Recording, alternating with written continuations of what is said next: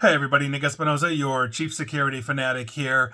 And we got to talk about your vehicle today, and my vehicle, and everybody else's vehicle, because in-car advertising is here, and it's only going to get worse. Now, back around 2016, I wrote an article for a previous publisher of mine entitled, Google Doesn't Care About the Driverless Car. And I'm going to tell you why at the end of this. But for now, we're going to go to Ariane Marshall of Ars Technica for a really good write-up on what just happened, because last week, a Jeep driver showed up on Reddit to do what we all do on Reddit, which is complain. And so every time, apparently, that they would hit the brakes in their Jeep, a promotion for an extended warranty would pop up on the center console. And I quote, press the call button to speak to a specialist. And so by virtue of that, it also encouraged them to connect their Bluetooth and go ahead and call 1-800-JEEP or whatever to buy that extended warranty. Now, ads are obviously annoying, total pain in the butt, and basically inside your car as you're driving around has got to be 1,000 times worse. And according to other online posts on Reddit and Jeep forums,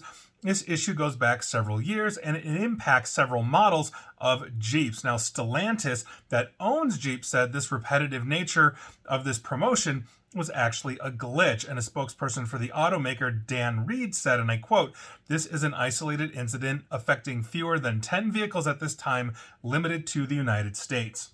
So, he also acknowledged, though, that Stellantis does show other drivers in vehicle promotions as well. Dodge, which is also a property owned by Stellantis, for example, basically gets an infotainment push every 60 days, basically to purchase the Dodge Complete Performance Package, which is a comprehensive warranty offering as well. So Stellantis basically has this consistency of advertising through their head units in their vehicles that would really make me not want to buy a Stellantis vehicle. And they have a lot of different properties that they own, and their sales are way down for the record anyway.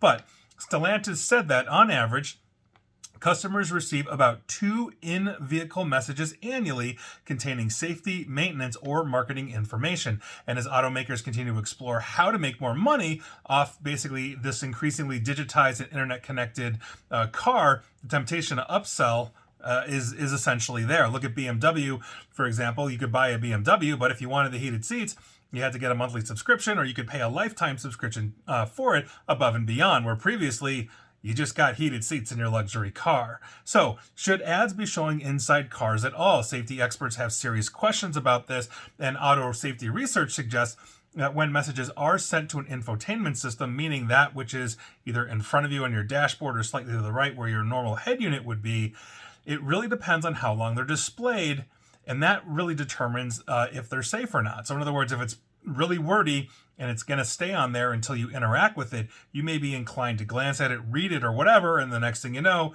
boom, you're rear-ending some car or something like that. But here's the thing.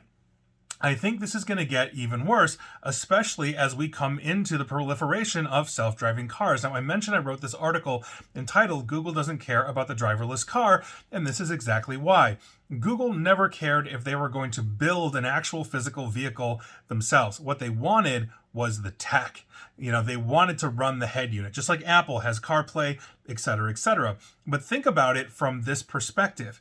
Imagine, because we're so interconnected, our cars have GPSs, our phones connected to the cars have GPSs, et cetera, and because Google is one of the largest data miners in the world, they know where you shop. And so let's say you shop at Target or Best Buy or Walmart or Lloyd's of London or wherever you are around the world, and imagine driving by there yourself, not even a driverless car, just driving by, and boom, you're within, let's say, half a mile or a kilometer, if you will, let's say from that Target or whatever that store is, and now you get a pop-up that says, if you tap here, you'll get 10% off everything in Target.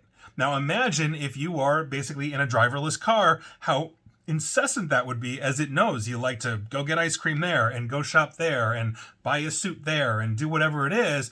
Now you're going to continuously get this, because, quite frankly, the Targets of the world, the Walmarts of the world are going to pay for that privilege because you're a captive audience. And you happen to be driving by, so why not stop and get a discount and go shop in Target or whatever it is? This is where this is heading.